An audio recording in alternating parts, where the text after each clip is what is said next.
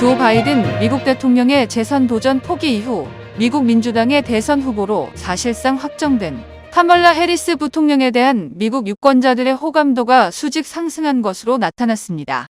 28일 미 ABC 방송과 여론조사기관 입소스가 지난 26일과 27일 미국의 성인 1,200명을 대상으로 조사해 공개한 결과에 따르면 해리스 부통령에 대한 호감도는 43%, 비호감도는 42%로 집계됐습니다. 한 주 전 같은 조사 당시 호감도 35%, 비호감도 46%와 비교해보면 상황은 크게 역전됐습니다. 호감도는 8%포인트 상승했으며 비호감도는 4%포인트 줄었습니다. 특히 이번 조사에서 호감도가 비호감도를 앞질렀습니다. 특히 무당층의 44%가 해리스 부통령에게 호감을 표했으며 전체 응답자의 과반이 넘는 52%는 해리스 부통령이 민주당 대선 후보가 돼야 한다고 밝혔습니다. 공화당 대선 후보인 도널드 트럼프 전 대통령의 호감도는 36%로 공화당 전당대회 직후 실시된 한 주 전 40%에 비해 소폭 하락했습니다. 앞서 조 바이든 미국 대통령은 정확히 일주일 전인 지난 21일 당내에서 몰려오는 사퇴 압박을 수용, 대선 후보 자리를 내놓고 자신을 대체할 후보로 해리스 부통령을 지지한다는 입장을 밝혔습니다. 바이든 대통령은 지난달 27일 첫 TV 토론에서 고령 리스크를 고스란히 노출한 뒤 안팎의 우려에 시달려왔습니다. 버락 오바마 전 대통령을 마지막으로 낸시 펠로시 전 하원의장, 하킴 제프리스 민주당 하원 원내대표, 척 슈머 상원 원내대표 등 민주당 거물급 인사 대다수가 해리스 부통령 지지를 표명하며 그는 사실상 대선 후보로 추대된 상태입니다. 또 바이든 대통령의 재선 도전 포기 선언 직후부터 해리스 부통령이 사실상의 대선 후보로서 선거 운동에 나선 일주일 동안 해리스 측에 2억 달러의 기부금이 몰려들었으며 새로 후원에 동참한 사람만 17만 명에 달한다고 공개했습니다. 캠프 측은 선거 운동을 시작한 첫 주 동안 2억 달러의 후원금을 거뒀으며 이 중 66%가 새로운 후원자에 의해 이뤄졌다고 강조했습니다.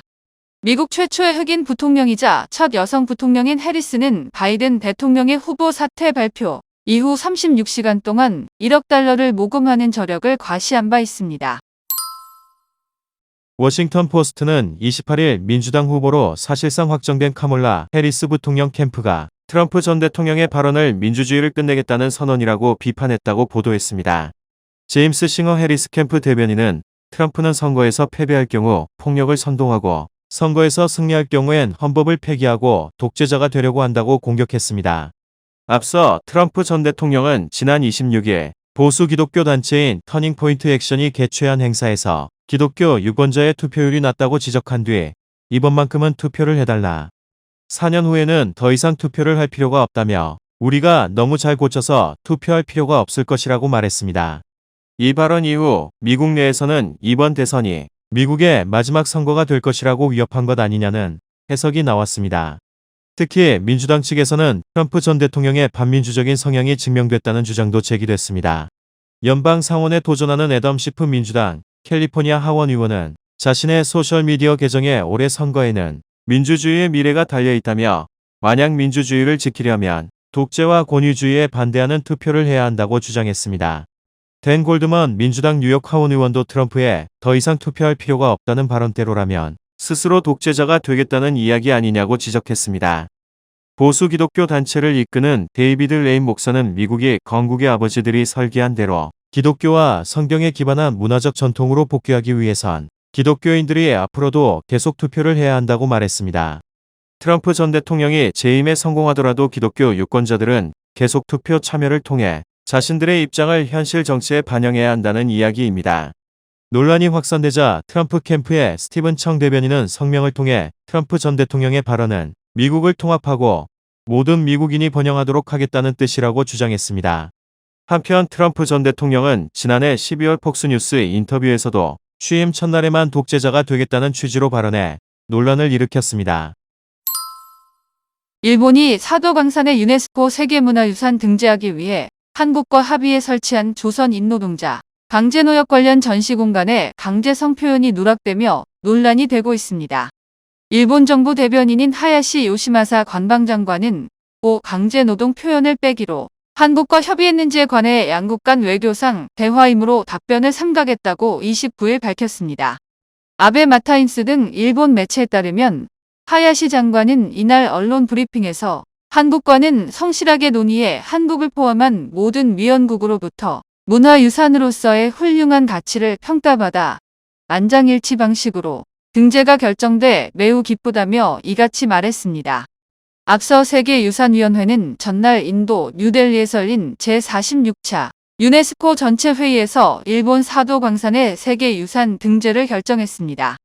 전날 요미우리 신문은 한일 정부 간 협상에서 일본이 강제노동 문구를 사용하지 않는 대신 한반도 출신 노동자가 1,500명이었던 것과 노동 환경이 가혹했다는 점을 소개하는 안을 한국이 수용했다고 보도했습니다. 한편 이날 대통령실은 일본 정부가 2015년 군함도 때와 달리 조선인 노동자 전시실을 설치하는 등 약속을 이행했다고 평가했습니다. 실제 전시 공간에는 강제성이라는 표현은 명시되지 않았습니다. 일부 일본 매체에서는 한일 정부가 전시에서 강제 표현을 빼기로 사전 합의했다는 보도가 나왔고 우원식 국회의장은 관련 상임위에 경위 파악을 요청했습니다. 이와 관련 정부는 구체적인 표현이 없더라도 전시 내용을 통해 강제노역에 관한 역사를 전체적으로 파악할 수 있다는 입장인 것으로 전해졌습니다. 전시에 조선 총독부의 관여하에 모집 알선이 이뤄졌다. 1944년 9월부터 징용이 시행돼 의무적으로 작업이 부여됐다. 한국인 노동자들이 객내 위험한 작업을 더 많이 했다는 등의 내용이 포함됐다는 것입니다. 정부 관계자는 전시 내용이 전체적인 역사를 알 수 있는 정도라고 보면 된다고 설명했습니다. 정혜경 일제강제동원 평화연구회 대표연구위원은 동북아역사재단이 30일 공개한 동북아역사 리포트 제7호에 게재한 글에서 사도광산은 임진왜란 군작금으로 사용한 은을 채굴한 곳이라 태평양 전쟁 시기 조선인 1,200여 명을 동원한 현장이라고 밝혔습니다.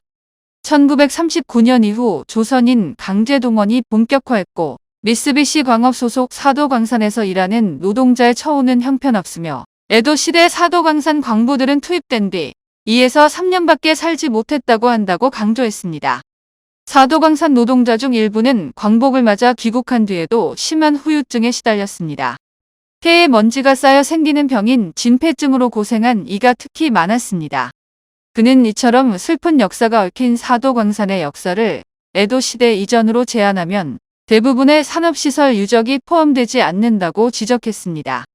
그러면서 사도광산의 세계유산 등재를 추진하면서 세계 시민이 공유해야 하는 완전한 역사를 빠뜨려서는 안 된다며 완전한 역사는 16세기부터 정권을 위해 일본 민중을 동원했고 일본의 침략전쟁을 뒷받침하기 위해 조선 민중을 동원했던 곳이라는 사실이라고 역설했습니다.